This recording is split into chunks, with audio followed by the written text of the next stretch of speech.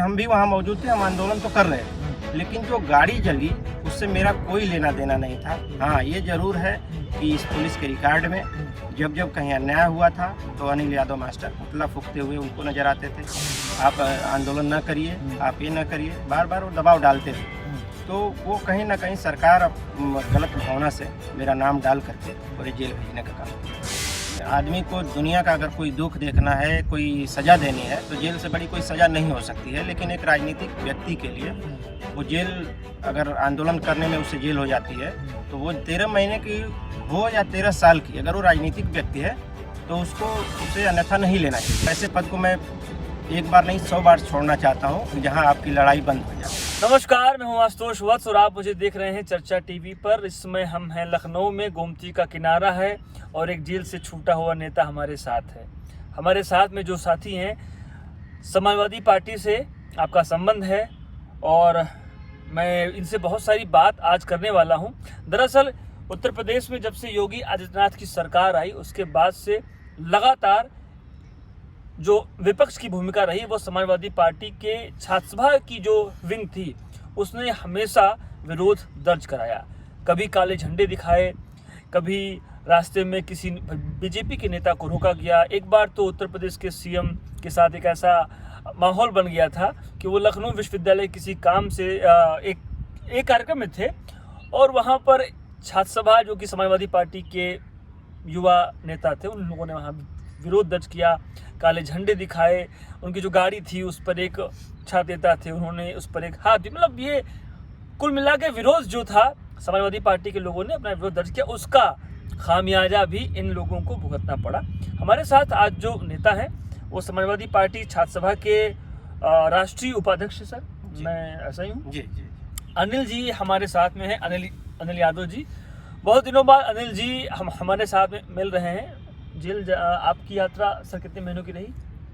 लगभग 13 महीने। लगभग 13 महीने। अनिल यादव जी 13 महीने पहले लखनऊ से एक घटना घटी थी। इनके ऊपर आरोप लगा था कि लखीमपुर जो हिंसा का मामला था उसका विरोध प्रदर्शन लखनऊ में चल रहा था और एक जीप में आग लग गई थी। पुलिस ने और योगी सरकार ने अनिल जी को जीप फूंकने के आरोप में ना सर जी ये था ना, आपको फिर जेल भेजा गया। जी अनिल जी, सबसे पहले आपका बहुत बहुत स्वागत है चर्चा टीवी में। मैं आपसे एक बात ये जानना चाहता हूँ कि ये जो पूरा वाकया है ये तो हम लोगों ने टीवी में, अखबार में, आम जनता ने देखा है, बट आपका जो बैकग्राउंड रहा है, पढ़ाई लिखाई वाला एक लड़का रहता है, ठीक है। अनिल मास्टर को मैं भी जानता हूँ, एज ए नेता भी जानता हूँ, एज ए छात्र जानता हूँ। आप लखनऊ विश्वविद्यालय से पढ़ रहे थे, अभी भी आप शायद पढ़े रहे होंगे ना? जी जी, रिसर्च। तो आप एक कुख्यात बदमाश की तरह आपका नाम आने लगा, आपके घर पर मतलब ऐसे तमाम सारे आप आरोप लगे, जीप फूंक दिया था, हल्का मतलब आपने एकदम आक्रोश टाइप का आपकी बात चल रही थी, है ना? एज ए जर्नलिस्ट मैं भी आपको जब देख रहा था, आपका जो खबर छप रही है, आपकी सारी वीडियोज आ रहे थे, तमाम सारी बातें थी, लेकिन उन सब के बावजूद आपकी कोई पुख्ता खबर नहीं आ रही थी। आप शायद बीच में कहीं अंडरग्राउंड भी थे, गायब भी थे, बट आप सडनली आप कोर्ट में हाजिर होते हैं और फिर आपको जेल भेज दिया जाता है। इस पूरे घटनाक्रम को एक बार मैं जानना चाहता हूँ, फिर मैं आगे बात करूँगा। जी बिल्कुल। जिस घटना में मैं जेल गया था वो घटना थी कि एक केंद्रीय गृह राज्य मंत्री के बेटे द्वारा किसानों का आंदोलन चल रहा था। उनके द्वारा किसानों पे मतलब अपनी थार गाड़ी सीधे चढ़ा दी जाती है, उसके पीछे 2 गाड़ियाँ होती हैं, उसमें कई किसान भी मरते हैं, कई एक पत्रकार की भी जान चली जाती है। इससे क्या है कि विपक्ष आंदोलन करता है पूरे प्रदेश में। तो हम लोग समाजवादी छात्र सभा से जुड़े हैं, पदाधिकारी भी हैं, तो हमारे राष्ट्रीय अध्यक्ष जी उसी के विरोध में आंदोलन कर रहे थे, वो उनसे मिलना जाना चाहते थे। तो समाजवादी पार्टी कार्यालय से अपने घर से जब वो निकले तो बाहर जो है कि पुलिस ने वहाँ मिलने जाने नहीं देना चाहती थी, इसलिए रोका। वहाँ आंदोलन पे, धरने पे सब लोग बैठ गए, हम लोग भी साथ थे, चूँकि हम लोग पदाधिकारी हैं, आंदोलनकारी हैं और तानाशाही सरकार का विरोध करते हैं, तो इसलिए हम भी वहाँ मौजूद थे, हम आंदोलन तो कर रहे थे। लेकिन जो गाड़ी जली उससे मेरा कोई लेना देना नहीं था। हाँ, ये जरूर है कि इस पुलिस के रिकॉर्ड में जब जब कहीं अन्याय हुआ था तो अनिल यादव मास्टर पुतला फूंकते हुए उनको नज़र आते थे, कहीं लड़ाई लड़ते हुए नज़र आते थे। तो वो आगाह हमें करते थे कि आपको जो है कि हमारी नज़र में है, आप आंदोलन न करिए, आप ये न करिए, बार बार वो दबाव डालते थे। तो वो कहीं ना कहीं सरकार गलत भावना से मेरा नाम डाल करके पूरे जेल भेजने का काम किया था। अनिल जी, मुझे एक बात का और जवाब दीजिए। जेल जाना वैसे तो आम आदमी के लिए बड़ा दुखद रहता है, लेकिन आपके लिए बड़ा सुखद रहा। आप जेल में थे और आपको पार्टी का राष्ट्रीय उपाध्यक्ष बनाया गया छात्र सभा का, लेकिन आपको इसकी एक भारी कीमत भी चुकानी पड़ी। 13 महीने आप जेल में थे। जेल में कैसा अनुभव रहा, पहले वो बताइए, फिर और बात करें आपसे। जी, जेल देखिए, जेल क्या है, जेल क्या है, पहले ये बताइए आप। जेल में तो आप जो है कि आदमी को दुनिया का अगर कोई दुख देखना है, कोई सज़ा देनी है, तो जेल से बड़ी कोई सज़ा नहीं हो सकती है। लेकिन एक राजनीतिक व्यक्ति के लिए वो जेल, अगर आंदोलन करने में उससे जेल हो जाती है, तो वो 13 महीने की हो या 13 साल की, अगर वो राजनीतिक व्यक्ति है तो उसको उसे अन्यथा नहीं लेना चाहिए। क्योंकि आप लड़ाई लड़ रहे हैं, एक बड़े समाज की लड़ाई, एक सामाजिक लोगों की, जनता की लड़ाई को आगे बढ़ा रहे हैं, और कोई तानाशाही सरकार आपको जेल भेज देती है। तो मैं तो मानता हूँ कि इस देश के आज़ादी के पहले भगत सिंह और लोहिया जी, गांधी जी, और चाहे कोई भी जो नेता रहे जो देश के लिए काम कर रहे थे, वो जेल गए हैं।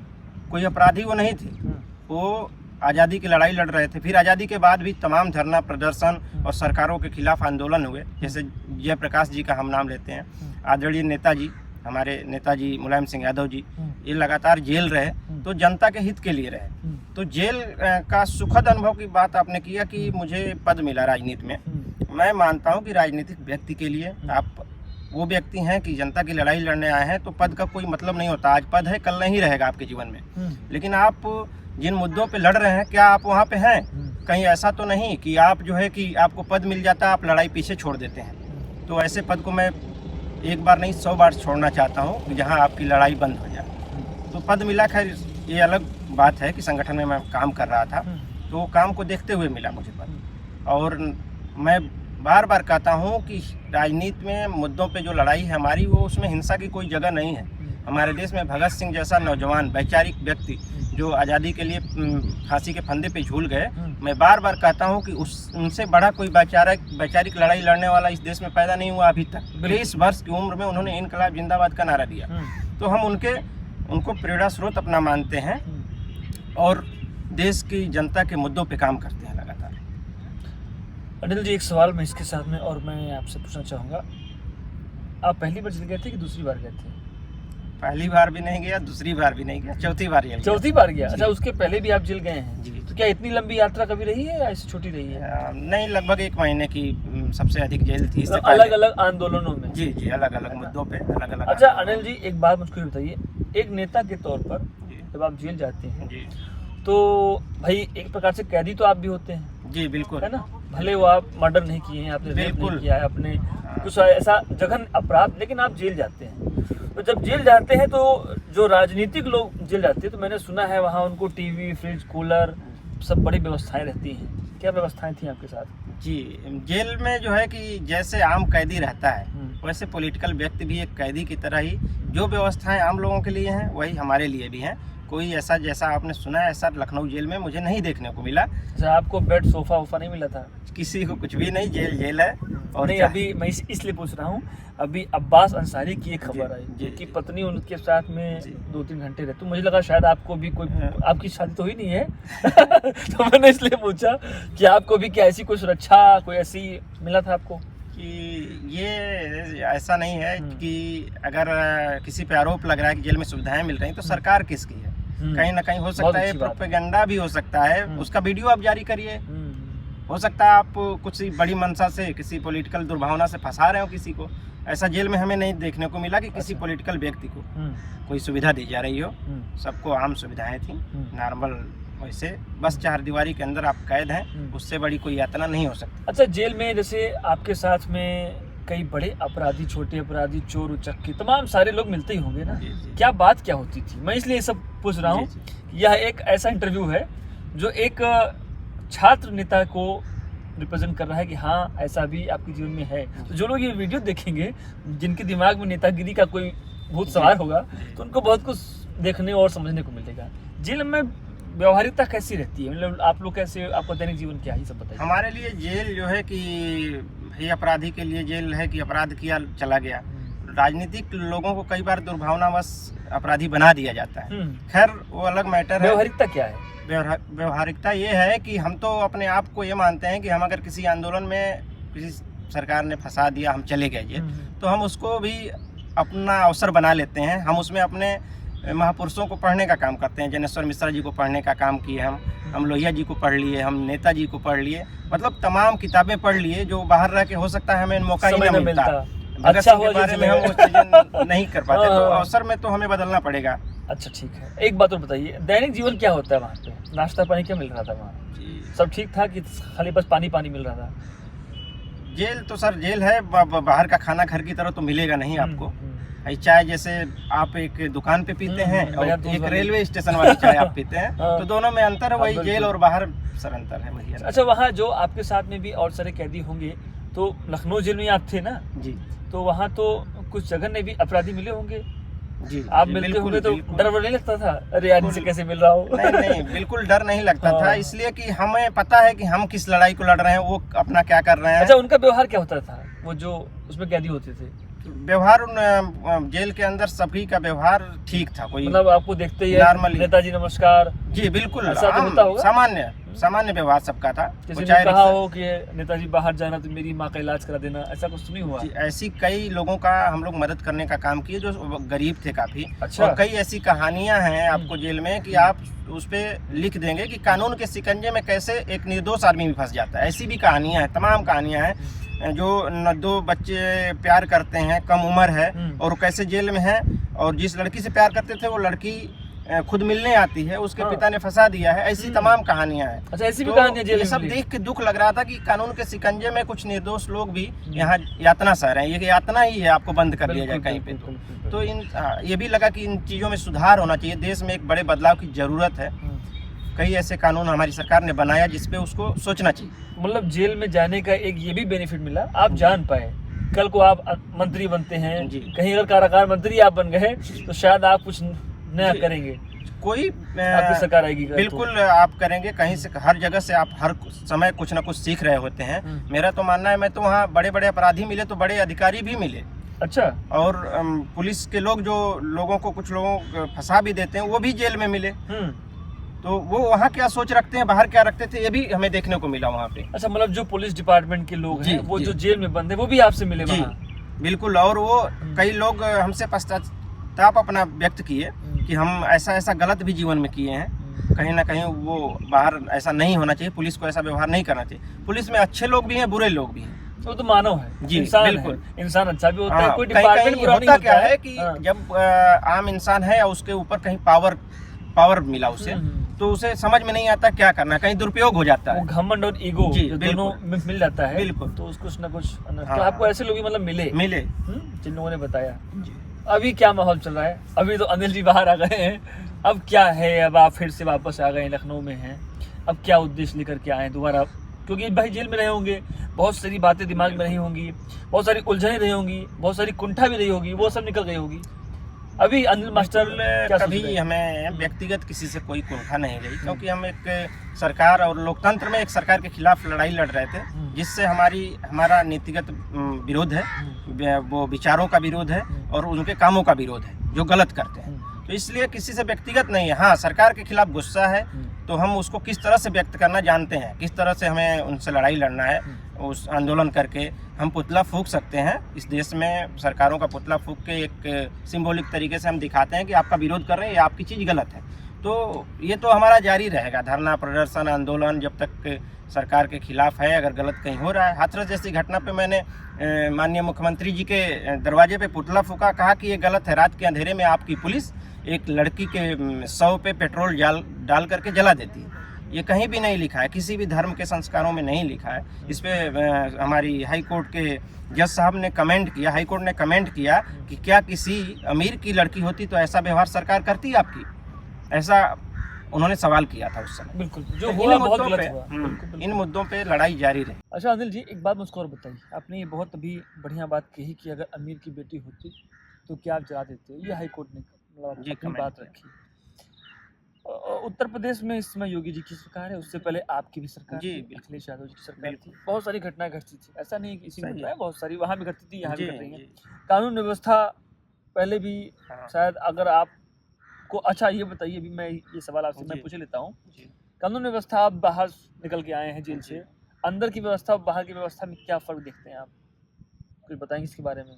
जी बिल्कुल, अंदर की व्यवस्था ऐसी है कि हर व्यक्ति वहाँ, जब एक जेल का डर है उसमें अनुशासन में रहता है। ठीक है। अगर वही अनुशासन लोग बाहर रहना शुरू कर दें तो कोई अपराधी नहीं होगा, होगा ही नहीं। कोई अपराधी नहीं होगा। अच्छा। और जो अपने आप को बहुत बनते हैं कि सब कुछ मेरा है, ये कर दूंगा, वहाँ जाके सबकी अनुशासन में बन जाते हैं। अच्छा। क्योंकि वो एक सीमित दायरा में आप बंधे हैं, वहाँ कुछ करेंगे तो आपको मतलब सजा मिलेगी। एक बड़ा सा है जंगल है, जी उसमें बड़े-बड़े शेर रहते हैं, लेकिन सब अनुशासन में है। जी बिल्कुल, ये है जेल। वही काम आदमी बाहर करे। मैं कहता हूँ अपराधी भी थे वहाँ और कुछ लोग अपराधी नहीं भी थे, लेकिन जो जो अपराध में सही में गए थे, अगर वो बाहर रहे तो वैसा अपराधी नहीं करेंगे, उसी तरीके से रहना शुरू कर दें बस। कुल मिला के आपका अनुभव बड़ा अच्छा रहा है, आपकी बातों से मुझे लग रहा है। जी बहुत बिल्कुल। कुछ सीख के आए हैं आप।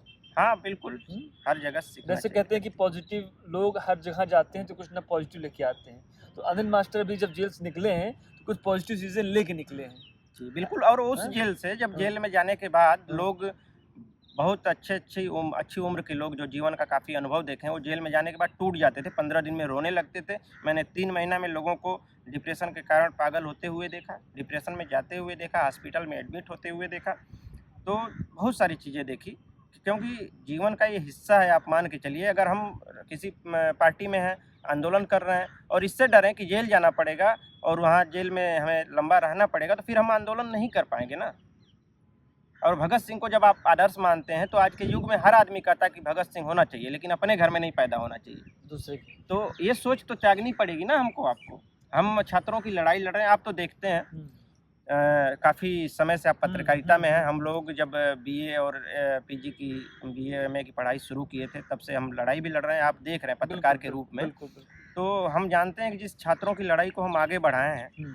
ये बहुत ही ज़रूरी है। हम जिन महापुरुषों के, हम समाजवाद की बात करते हैं, जनेश्वर मिश्रा जी की बात करते हैं, मुलायम सिंह जी की बात करते हैं, चाहे लोहिया जी की बात करते हैं, तो क्या उनके आदर्शों पे कुछ हम जो लड़ाई आगे बढ़ा रहे हैं, वो आगे तो बढ़ाना पड़ेगा हमें।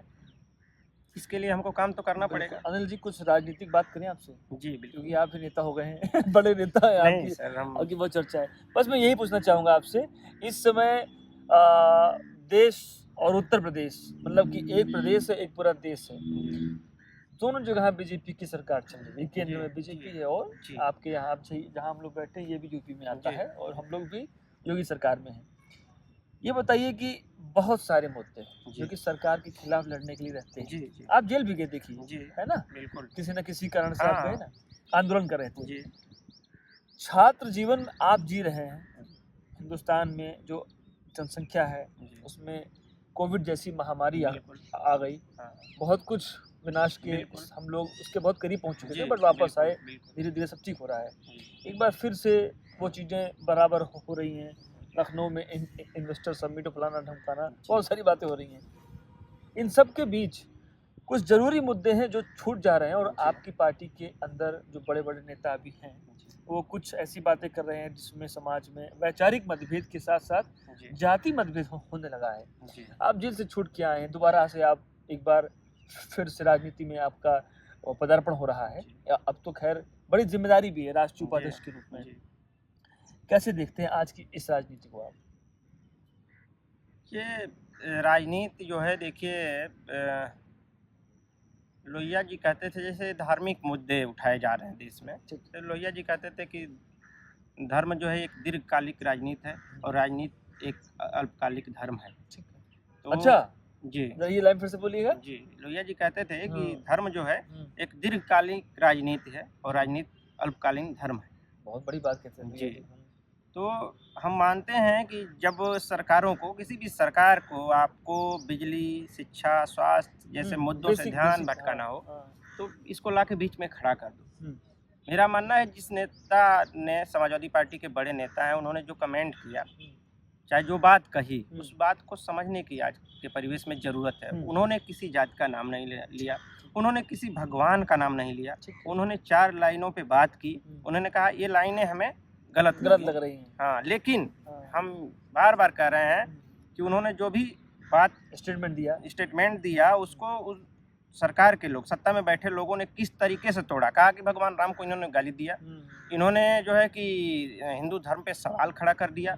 ऐसा कुछ नहीं है, वो भटकाना चाहते हैं और ध्यान को भटकाना चाहते हैं। हम इसलिए बार-बार अपने नौजवान साथियों से, पार्टी के लोगों से और सभी से अपील करते हैं कि आप बार बार उनसे जब वो धर्म पे घेरे तो आप सवाल पूछिए, विकास पे। बेरोजगारी पे, विकास पे, तमाम मुद्दे, महंगाई पे, और कई सारी चीज़ें छूट जाती हैं जिन पे हम सवाल नहीं कर पाते हैं। तो आज देश का जो जिसको कि गोदी मीडिया कहते हैं वो भी कहीं ना कहीं ध्यान, हम तो कहते हैं, हम मीडिया के साथियों से सवाल पूछ देते हैं जब वो बहस कराते हैं, वो मंदिर मस्जिद पे बहस जब कराते हैं तो मैं पूछता हूँ कि आप महंगाई पे और बेरोजगारी पे बहस कराइए ना, तो वो भागने लगते हैं फिर। तो इससे पता चलता है कि कहीं ना कहीं उन चैनलों के मालिकों पे दबाव है, वो यही शाम को बहस कराना चाहते हैं। आखिर क्या कारण है? मैं तो ये सवाल जरूर पूछता हूँ, आखिर क्या कारण है कि जो टीवी चल रही हैं, इन पे हजारों चैनल हैं, उन पे शाम को धार्मिक बहस ही होती है, क्या कारण है? बहुत बड़ी बात है। कोई भी टीवी चैनल आप खोल दीजिए जी, शाम को आपको यही सब मिलेगा। क्या आप हिंदू इसका मुसलमान, मतलब क्या? जाति बातें, जी, है ना? जी, कभी ये नहीं आपको सुनने को मिलेगा कि आज देश की जीडीपी का स्तर क्या जा रहा है, देश में शिक्षा का क्या स्तर है, डिग्री कॉलेजों में एजुकेशन में शिक्षक नहीं है, इलाहाबाद यूनिवर्सिटी में 500 दिन से धरना चल रहा है, वहाँ की बीसीवीसी जो है वो आती नहीं है। जो सवाल आप कर रहे हैं मीडिया के साथियों को यही सवाल करना चाहिए। मैं यही बोलता हूँ, आपको धन्यवाद कि आप इतनी चीजों पे सवाल कर रहे हैं, ये बहुत बड़ी बात है। इस पे नहीं बात होती है। हमको खुशी होती है कोई ऐसे सवाल कर लेकिन इसमें क्या सिर्फ मीडिया का ही दोष है आपको लगता है? क्या राजनीतिक पार्टियों का दोष नहीं है? राजनीतिक पार्टियों का, जैसे कि आप यूपी में हैं, आपकी पार्टी है, समाजवादी पार्टी, आम आदमी पार्टी है, बीएसपी है, बीजेपी है, कांग्रेस है, ये सारे लोग क्या कर रहे हैं? क्या कोई मुद्दों पे बात कर रहा है? अब बताइए, आपकी पार्टी है वो रामचरित मानस पे बात करती है, वहाँ पर मोहन भागवत जी बैठे हैं, वो ये कहते हैं कि ऐसा नहीं, मतलब कुल मिला के सभी लोग बात तोड़ने की कर रहे हैं। मेरी पार्टी जो है रामचरित मानस पे बात नहीं करती है। नेताजी ने, माननीय स्वामी प्रसाद मौर्य जी ने उस पे बात कही, और हमारे राष्ट्रीय अध्यक्ष जी लगातार शिक्षा पे सवाल उठा रहे हैं। जो शिक्षा महंगी हो रही है, स्वास्थ्य महंगा हो रहा है, स्वास्थ्य सुविधाएं महंगी हो रही हैं, और मैं बार बार कहता हूँ कि समाजवादी पार्टी कर्पूरी ठाकुर जी को आदर्श मानती है, लोहिया जी को आदर्श मानती है, और आपके चैनल के माध्यम से ये बात मैं पहुंचाना चाहता हूं कि समाजवादी लोग ये चाहते हैं कि कर्पूरी ठाकुर का जो सपना था कि जैसे प्रकृति ने हमें हवा और जल असीम मतलब फ्री दिया हुआ है, हम चाहते हैं कि वैसे सरकारें आने वाली स्वास्थ्य और शिक्षा को फ्री कर दें जैसे हवा और वायु फ्री है। इस देश में कोई मुद्दा ही किसी के पास नहीं बचेगा आने वाले समय में। हम उस समाजवाद पे काम कर रहे हैं हम लोग, तो हम उसी की लड़ाई लड़ रहे हैं कि शिक्षा देश में आने वाले समय में, और स्वास्थ्य हवा और पानी की तरफ फ्री कर दी जाए। जब आदमी पढ़ लेगा तो वो अपनी नीड्स को पूरा कर लेगा। बिल्कुल, आप ऐसा मानते हैं? ऐसा मानते हैं। लेकिन ऐसा हो रहा है, आप ऐसा मानते हैं अभी जो? जी, ऐसा नहीं हो रहा है। मैं अभी विश्वविद्यालय गया था, लखनऊ विश्वविद्यालय, मेरे साथियों ने कहा कि आइए आपका स्वागत करना है। हमने कहा भाई स्वागत नहीं करना है, हमको आपसे बात करना है, हम भी मिलना चाहते हैं, 1 साल बाद आए हैं, हमारा कोई स्वागत आप ना करिए, क्योंकि ये लंबी लड़ाई है, इसमें जेल जाना, आंदोलन करना, ये लगा रहेगा। लेकिन हम आएंगे और बात करेंगे, क्योंकि मैं गया वहाँ बात किया, तो जो है कि मैं उन लोगों से यही बात रखा कि आने वाले समय में हमको स्वास्थ्य और शिक्षा पे बात करनी पड़ेगी, और ये जो काम आपने सवाल किया है कि क्या इस पे काम हो रहा है, तो मैं वहाँ सवाल किया था विश्वविद्यालय में कि आप सर्वे कराइए, अब देखिए कि जो 2008-9 में जो ग्रामीण छात्रों की संख्या थी विश्वविद्यालयों में, वो किस स्तर पे पहुँच गई। 2014-15 में जो थी, क्या घट गई नहीं है? वो वाकई घट गई है। आपको आशुतोष जी, मतलब आपका ये सवाल है, जो गांव से छात्र विश्वविद्यालय आते थे उनकी जो संख्या है, परसेंटेज, वो क्या बढ़ा है कि वो घटा है? वो घटा है, और उसका कारण है कि लगातार फीस में कई गुना वृद्धि हुई है। अभी इलाहाबाद विश्वविद्यालय के साथी आंदोलन पे बैठे थे, बिल्कुल बैठे हुए लगातार, और कहीं ना कहीं ये लड़ाई हमारी कमजोर हो रही है। छात्र संघ जो सारे विश्वविद्यालयों में नहीं हो रहे हैं, नहीं तो छात्र संघ होते थे तो हम बैठ जाते थे कि ये 50 रुपए जो आपने फीस बढ़ाया है, ये नहीं बढ़नी चाहिए, और सरकार क्या, प्रशासन मजबूर हो जाता था और उसको बढ़ने नहीं देते थे। कई बार आपने देखा है कि विश्वविद्यालय में मेस की फीस 15 से 25 की जा रही थी, और हम लोग बैठे और नहीं बढ़ने दिया। हम लोगों ने कई बार रिस्क भी लिया है। इलाहाबाद में तो बहुत बढ़ गई है, वहाँ तो भी मैं गया था इलाहाबाद, तो वहाँ के छात्र तो हैं धरने पर। और मैं उन साथियों को सलाम करता हूँ, वो किसी भी विचारधारा के साथी हैं, वहाँ पे इकट्ठे लड़ाई लड़ रहे हैं। वो समाजवादी सोच के हों, वो किसी सोच के साथी हैं, तो उनको मैं सलाम करता हूं कि इस परिवेश में आज की स्थितियां ये हैं आशुतोष सर कि सरकार में कोई व्यक्ति नौकरी कर रहा है, अगर कोई आलोचना कर देता है तो सस्पेंड हो जाता है, कोई कुछ लिख दे रहा है सस्पेंड हो जा रहा है। तो आप तो जुबान बंद करना चाहते तानाशाही हैं। दौर चल रहा है, ऐसा मानते हैं? हम मानते हैं कि जब दौर ऐसा आ जाए कि कुछ काम करने से तो आदमी कोई गलत काम करने से जेल जाता हो, लेकिन किसी सरकार के खिलाफ बोलने पे जब जेल जाने लगे लोग, तो वो तानाशाही से भी बुरा है दौर है। मतलब आपकी सोचने की क्षमता पर भी रोक लगा दी जाए, जी बिल्कुल, है ना? आप ऐसा मानते आपके विचारों को सुन के, लेकिन विचारों को कहा जाता है कि विचारों को कभी मारा नहीं जा सकता है। विचार तो जिंदा रहते हैं। जी, भगत सिंह भी थे, चंद्रशेखर आजाद भी थे, और भगत सिंह तो इस देश के नौजवानों में हमेशा हमेशा के लिए अमर हैं, उनके दिमाग में रहेंगे और उस पे काम कोई ना कोई करता रहेगा। आने वाली पीढ़ियां सोचती रहेंगी और सरकारें तो आती जाती रहती हैं। बिल्कुल। ये दौर आता है, एक दौर था जब कहा गया कि Indira is India, India is Indira, तो आज भी फिर वही दौर आ गया है कि हर जगह बैठिए संसद में मोदी मोदी मोदी। संसद ने ऐसा दौर कभी नहीं देखा। वैचारिक बातें होती थी, किसी का नाम लेके मेजें नहीं थपथपाई, मुद्दों पर मेजें थपथपाई जाती थी। तो ये दौर आ गया है। आपसे थोड़ा बातें इसलिए हम ज़्यादा आस करेंगे क्योंकि एक युवा नेता जेल जाता है तो उसके साथ में धीरे धीरे बहुत सारी सवाल जवाब अंदर रहते होंगे, है ना? घर परिवार, माता पिता, भाई बहन, गांव, देश। आप जेल गए होंगे तो बहुत सारे लोग ये भी सोच रहे होंगे अनिल तो गए अब अब तो नहीं छूटेंगे, है ना? अच्छा ये बताइए, आपके परिवार का जो पारिवारिक जो एक एक्सपीरियंस रहा होगा, बड़ा अच्छा होगा, बुरा हो, जो भी रहा होगा, आप जेल चले गए, कुछ पता चला आपके माता पिता की क्या हाल चाल रहा होगा? बिल्कुल, इससे पहले भी जैसा क्या आप स्थिति जानते थी? हैं डरे हुए थे? जैसा आप जानते हैं कि इससे पहले भी हम जेल गए थे और हम उस गांव से आते हैं कि जहां आज भी अखबार नहीं पहुंचता पाता है। लोग अच्छा। अखबार नहीं लेते उन गाँव में। क्या इंडिया के बाहर हैं आप? मोदी जी ने तो कहा शहर है कि से हर दूर जगह। है हाँ। और बहुत सारे गांव हैं अभी कि जहां अखबार नियमित नहीं जाते हैं। अच्छा, आज भी नहीं आते हैं? आज भी नहीं जाते हैं, हम लोगों को जाके पढ़ना पड़ता है अखबार वहाँ पे अपने चौराहों पे। हाँ, हाँ। तो उस गांव से आते हैं। हाँ। और देखिए हमारे परिवेश में जेल जो है, ग्रामीण परिवेश में जेल का नाम लेते ही एक अलग तरह की चीज़ सबके दिमाग में आती है कि वहाँ पे बहुत बच्चे को प्रताड़ित किया जा रहा होगा। तो माता पिता का भाई, हम जेल जो काट रहे थे, हम तो काट ही रहे थे, लेकिन हमसे ज़्यादा हमारा परिवार जेल से भी ज़्यादा इतना सह रहा था उस 13 महीने में। तो हम कहना चाहेंगे कि वो उससे बड़ा दुख कोई हो ही नहीं सकता है। लेकिन हम धन्यवाद देते हैं कि जिस पार्टी में हम काम करते हैं, हमारे राष्ट्रीय अध्यक्ष अखिलेश यादव जी हर पल मतलब जो भी सहयोग हो सकता था कानूनी रूप से, आर्थिक रूप से, जिस रूप से हो सकता था मदद उन्होंने किया।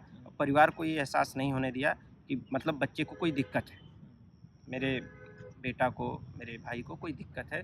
परिवार खैर मैं बता दिया आपसे कि 13 महीने में मैं जेल भी काटा हूँ तो परिवार भी उतना ही जेल काटा है। इससे बड़ा दुख नहीं हो सकता। मानसिक लेकिन संवेदनाएं रहती हैं। लेकिन हर परिवार चाहता है, मैं आपसे पहले ही बोला कि भगत सिंह तो सब लोग चाहते हो, लेकिन कोई नहीं, ये नहीं चाहता दूसरे के घर में चाहते हैं। हाँ, दूसरे के घर में चाहते हैं। अनिल जी गलती से बन गए क्या? मैं जो है कि काफ़ी दबाव होता है कि तुमको जो है पढ़ाई करनी चाहिए और तुम जो है कि एक मतलब एक करियर बनाओ। जो मैं 2012-11 में टीईटी पास था और मैं फॉर्म नहीं भरा तो परिवार के लोग गुस्से में थे कि ये नौकरी नहीं करता है। सही बात है, कोई रोजगार बढ़ेगा, है ना? लेकिन आप लगे हुए हैं देश योग्यता होते हुए भी आप जब नहीं कुछ करते हैं तो परिवार के लोग और नाराज होते हैं। अच्छा, अभी आप पीएचडी भी शायद कर रहे हैं? जी जी, मैं रिसर्च कर रहा हूँ लखनऊ विश्वविद्यालय किस विषय से कर रहे हैं? मेरा शोध है महिला सशक्तिकरण, सुरक्षा और उसके मुद्दे। अभी आप जब जेल चले गए तब तो बड़ा सब रुक गया होगा? नहीं, जेल में मैं किताबें मंगाता था और उस पर मैं पूरा लिखा हूँ, लगभग अपना 3 चैप्टर भी पूरा किया हूँ। जेल में पढ़ाई की? जी, अरे वाह भाई वाह, बहुत अच्छी बात। वो जल्द ही जमा तो कर। जेल प्रशासन आपकी मतलब कोई हेल्प कर रहा था या आपके ऊपर एकदम तानाशाही जारी थी? मतलब क्या अनुभव क्या रहा है? जेलों में ये सरकार का दबाव कहिए जो भी, किताबें तो क्योंकि हम लोग जागरूक लोग थे तो एप्लीकेशन लिख के या जैसे भी हम मंगा लेते थे। लेकिन नॉर्मली जैसे कि एक किताब मैंने मंगाया था भगत सिंह की थी, जेल की डायरी, जेल डायरी।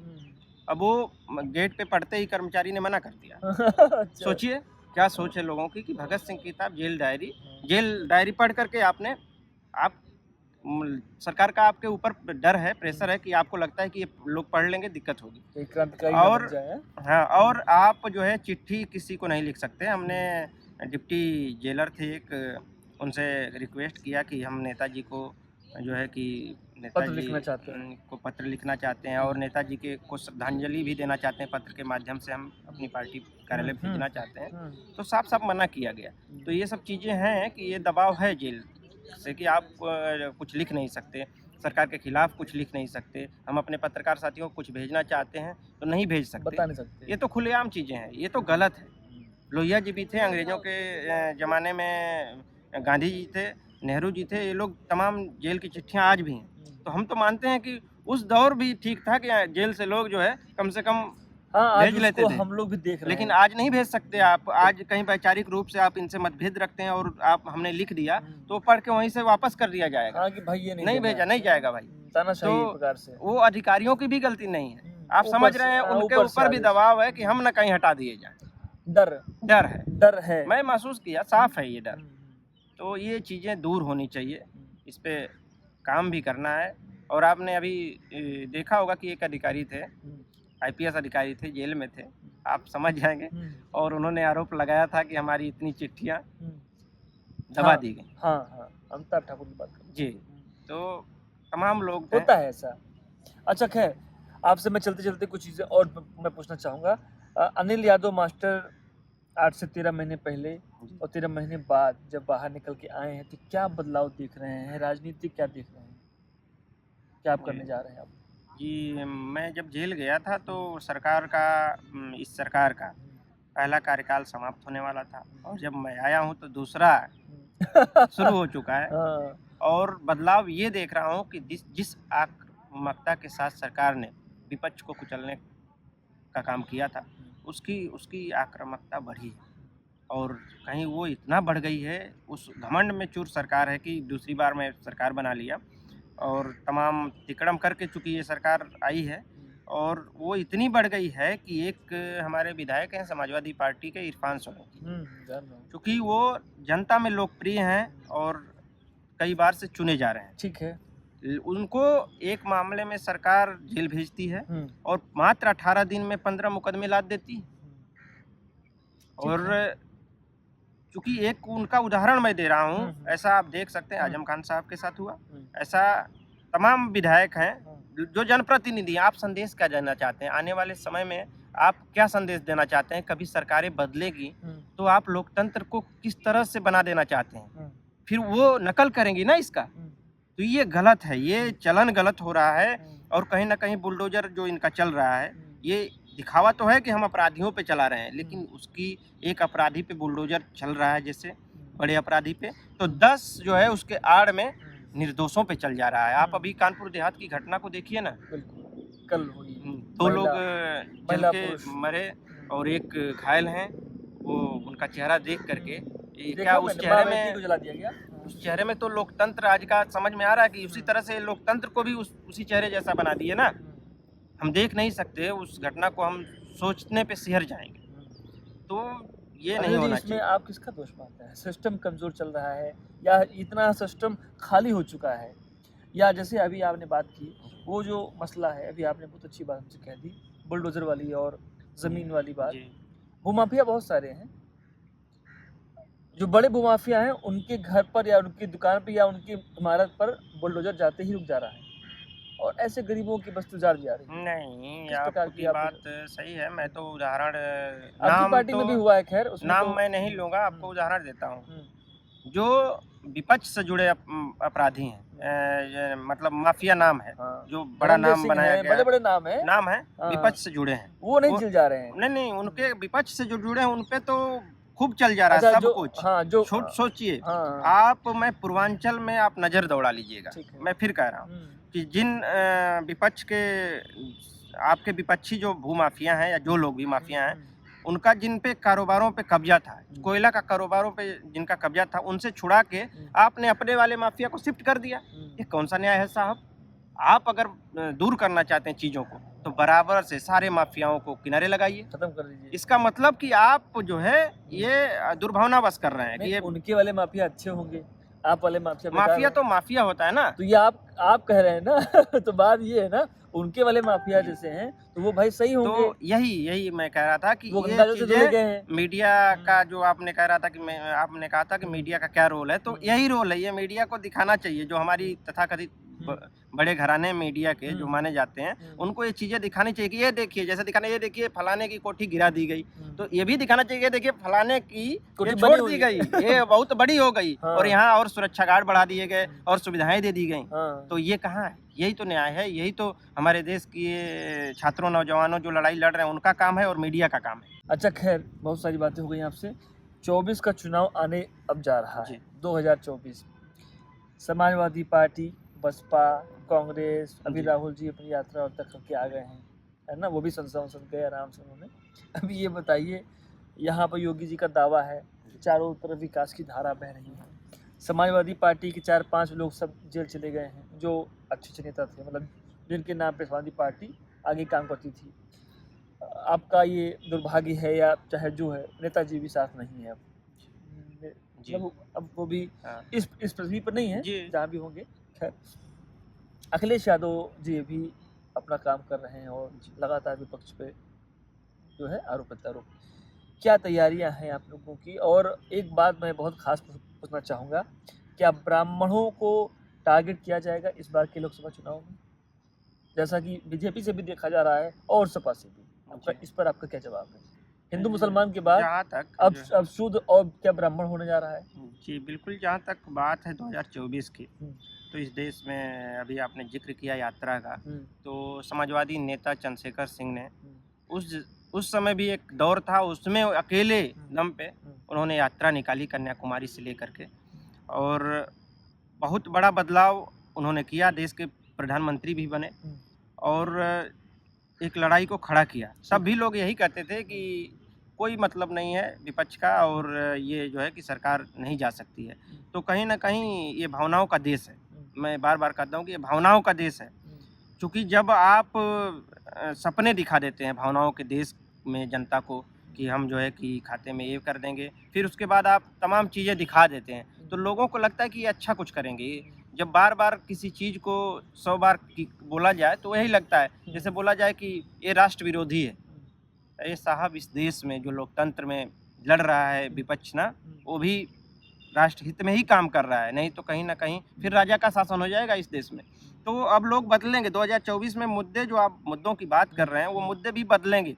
लोगों को अब लग रहा है ना कहीं कि जो सिलेंडर हम लोग ले रहे थे वो आज कहाँ से पहुँच गया, जो है 4000 का मिल रहा था, अब किस रेट में मिल रहा है। लोग अब धीरे धीरे समझेंगे। दिक्कत है, भावनाओं का देश है। आप लालच दे देते हो, फिर अगला लालच दे देते हो, फिर उसको बढ़ा देते हो, तो चीज़ों को धीरे धीरे एक समय सीमा होती है। लोग उसी फंसे हुए हैं। हमारे देश के लोग बहुत, मैं मानता हूँ कि धैर्यवान है, धैर्यवान मतलब हर समय सोचते हैं कि चलो अगली बार देख लेते हैं, एक बार आशावादी हैं। कुछ अच्छा तो लेकिन अब समझ रहे हैं धीरे धीरे। हम जो लोग कहते हैं ना कि हम इस बार हटा देंगे, हम बार बार कहते हैं कि आप एक बार में किसी ऐसी सरकार को नहीं हटा सकते जो धर्म के नाम पे बनी हो और जो भावनाओं को लोगों को खेल करके बनी हो। उसके लिए आपको एक लंबी लड़ाई लड़नी होगी। आप इतिहास उठा के देख लीजिए, चाहे वो माननीय नेताजी रहे हों, चाहे हमारे नेता चंद्रशेखर जी रहे हों, चाहे मोहन सिंह जी रहे हों, चाहे जनेश्वर मिश्रा जी रहे हों, तमाम नेता जो आज जाति की बात आप कर रहे हैं, जाति की लड़ाई होगी। ये कैसी जाति की लड़ाई थी कि जनेश्वर मिश्रा आ करके कहते थे कि हमें पिछड़ों का हक चाहिए, हमें इस जो है कि पिछड़ी अति पिछड़ी जातियों का हक चाहिए। मंच से ललकार करके सरकारों से लड़ते थे। तो ये तो जो लोग जाति की लड़ाई खड़ी कर रहे हैं बीजेपी के लोग हैं, ये नहीं जानते कि समाजवादी लोग कैसे होते थे। वो कहीं मिश्रा जी होते थे, कहीं सिंह साहब होते थे, कहीं जो है कि निषाद जी होते थे। सारे लोग, समाजवाद किसी जाति में नहीं बधा है साहब। जनेश्वर मिश्रा जी का यहीं बगल में पार्क आप देख सकते हैं, उनके नाम से कितना बड़ा पार्क है। उसमें जाके आप सांस लेते हैं तो उनकी विचारों को भी कुछ दिमाग में घुसाना चाहिए। मैं लोगों से यही कहना चाहूँगा, 2024 की लड़ाई जी जनेश्वर मिश्रा जी के रास्ते पे समाजवादी पार्टी लड़ेगी। एक और सवाल लूँगा यहाँ पर, समाजवादी पार्टी में अमूमन ये देखा जा रहा है कि कुछ ही नेता हैं जो हर जगह उनकी बात होती है। जैसे बीजेपी होगी, आपकी लड़ाई एक ऐसी पार्टी से जिसकी बहुत सारी उनकी शाखाएं हैं, मतलब जितनी उनकी शाखाएं उतनी शायद ही किसी की शाखाएं हो राजनीतिक। आपके यहाँ मैंने ये महसूस किया है एक पत्रकार के तौर पर, नेता कुछ कम पड़ गए हैं।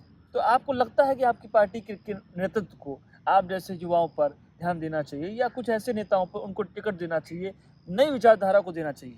आपको लगता है ऐसा? बिल्कुल वरना आगे दिक्कत हो जाएगी। जो है हमारा मानना है कि नेता हैं हमारे पार्टी में और संघर्ष भी कर रहे हैं सारे लोग। मेरा मानना है कि जो यूथ के लोग मुद्दों पे काम कर रहे हैं और हमारी पार्टी के यूथ विंग है 4, जिसमें 4 राष्ट्रीय, 4 जो है ये प्रदेश की, उसमें हमारे नौजवानों को जगह दी जाती है। समाजवादी पार्टी लगातार नए नेता बनाने का काम करती है और मैं तो उंगली पे गिनवाता हूँ कि हमारी पार्टी ने ऐसे गरीब नौजवानों को नेता बनाया है जो कभी जीवन में सोच नहीं सकते। हम आपके सामने आज बैठ के बात कर रहे हैं तो आप भी जान रहे हैं कि मैं किस संगठन से आता हूँ। तो हम जब BA फर्स्ट ईयर में थे तो हमारे राष्ट्रीय अध्यक्ष अखिलेश यादव जी लगातार समझाते थे, हम लोगों से वार्ता करते थे। BA फर्स्ट ईयर में लखनऊ विश्वविद्यालय के छात्र थे, तो ये सौभाग्य की बात है कि वैसा नेता, सरल नेता हम लोगों से पूछता था कि क्या आपकी समस्याएं हैं, कुछ सुझाव दीजिए। और धीरे धीरे हम संगठन से जुड़े, उन्हीं से प्रभावित होके तो लगातार वो गरीब नौजवानों को मौका देते हैं जो जनता की लड़ाई लड़ते हैं। तो कहीं ना कहीं हम समाजवादी पार्टी को इस मायने में मानते हैं कि वो जो है कि नेता बनाने का काम करती है समाजवादी पार्टी। नेताजी मुलायम सिंह जी ने अभी नेता है आपके पास, नेता हैं और हमको बस हमारे नेताओं को काम की जरूरत है। उनको बस काम दिया था, है? काम दिया जाए, जिम्मेदारी दी जाए जी, उनको लखनऊ में न बिठाया जाए, बिल्कुल, है ना? बिल्कुल वो जाएं और अपने क्षेत्र में काम करें। आपको लगता है आपकी पार्टी का डेवलपमेंट रहेगा? बिल्कुल, हमारी पार्टी काम कर रही है। अब ये है कि कोई मऊ में बैठा हुआ संघर्ष कर रहा है, कोई मेरठ में कर रहा है, ऐसे तमाम लोग हैं जिनसे मैं आपको मिलवा सकता हूँ जो असली मुद्दों पे काम कर रहे हैं। शायद वो मीडिया में ना आ पाते हों, मैं उन नौजवानों को धन्यवाद देता हूँ। बाकी इलाहाबाद आप गए थे, आप देख रहे हैं कि हमारे कितने नौजवान हैं जो फीस के लिए मतलब लगे हुए, इस सरकार की लाठियां तक खा रहे हैं। वो अलग बात है कि BC मैडम आती नहीं कभी। वो बिल्कुल, ये तो आप BC का आप जिक्र कर दिए हैं तो विश्वविद्यालय से हम लोगों का नाता है। आप भी LU से हैं? जी बिल्कुल। तो हम तो ये कहते हैं कि वो लोग जब टीचर रहते हैं, प्रोफेसर रहते हैं और उस जगह से आते हैं, हमने हमारे VC हैं उनसे मेरी एक बार फीस वृद्धि पे बात हो रही थी, तो मैं जब उनसे बोला वो कि डिप्लोमा की सर फीस बढ़ गई, तो उन्होंने कहा कि यानी जो है डिप्लोमा की फीस बढ़ गई, तो तर्क क्या देते हैं? वो कहते हैं कि डिप्लोमा में जो नौकरी करते हैं वो लोग भी एडमिशन ले लेते हैं, तो वो कहीं कमाते हैं तो यहाँ दे देंगे। तर्क सुनिए। तो मैं उनसे रखा बात कि सर ये गलत बात है कि ये तर्क दे करके आप हमें वो कर रहे हैं। हम आपसे पूछना चाहते हैं, आप जिस गाँव से आते हैं, आपका भी गाँव में घर है, आप महसूस करते हैं कि एक गांव से, गाजीपुर से चल के लड़का आता है, मऊ से चल के आता है, बलिया से चल के आता है, मेरठ से चल के आता है और उस परिवार से आता है कि उसका परिवार यहाँ खाने के लिए उसको पैसा नहीं दे पाता है। वो चावल लेके आता है, गेहूँ लेके आता, आटा और तेल भी लेके आता है और बस यहाँ की फीस किसी तरह जमा करता है और छोटा सा रूम ले करके, छोटा सा रूम हॉस्टल सस्ते थे तो ले लेता था। आज तो सर 25,000 से नीचे हॉस्टल में एंट्री नहीं होगी। अब हमको बता दीजिए कि 1 बीघे खेत जिस किसान परिवार का है उसका लड़का क्या इस लखनऊ विश्वविद्यालय में एडमिशन ले पाएगा? यही सवाल मैंने उनसे किया था। कहे नहीं ऐसी बात नहीं है। हम कहे कि इस बातों को आप लोगों को कुलपति बनने के बाद, इस कुर्सी पे आने के बाद सोचना चाहिए और आपको तो कहीं ना कहीं सरकार से रिक्वेस्ट करनी चाहिए कि साहब हमें मौका दे दीजिए, फीस घटा दीजिए और मैं उन गांव के लड़कों को उन तराश करके हीरा बना के दिखाना चाहता हूं। ये होता है नैक का, हम कोई भी नैक का या कोई एजेंसी का अगर कोई ग्रेड पा जाए, इससे शिक्षा में, व्यवस्था में बदलाव मैं नहीं मानता। मतलब हमें आशा रखें कि कल को अगर आपकी सरकार आती है जी और शिक्षा मंत्री अगर आप बन जा रहे हैं, जी, आप ऐसा काम करेंगे? मैं तो ये बोलता हूँ कि मैं सरकार आती है और मैं शिक्षा मंत्री न भी बनूं तो मैं अपने नेता से लड़ जाऊंगा इन मुद्दों पे। अच्छा। और मैं करा के मानूंगा। अच्छा जी, बहुत आपको शुभकामना है अनिल जी। बहुत अच्छा लगा, आप इतने दिनों बाद आए, मिले, हमसे बात की। दरअसल आपसे बात करना बहुत ज़रूरी था। एक आप युवा नेता हैं, बहुत सारे लोग आपको देखते हैं, समझते हैं।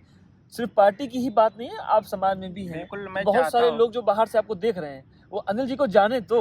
जी बिल्कुल, बहुत बहुत धन्यवाद। और मैं आपसे जो है एक मैं गुजारिश चाहता हूँ कि जो ऐसे नौजवान लड़ रहे हैं आप लगातार उनको दिखाते। बिल्कुल, हमारी कोशिश है।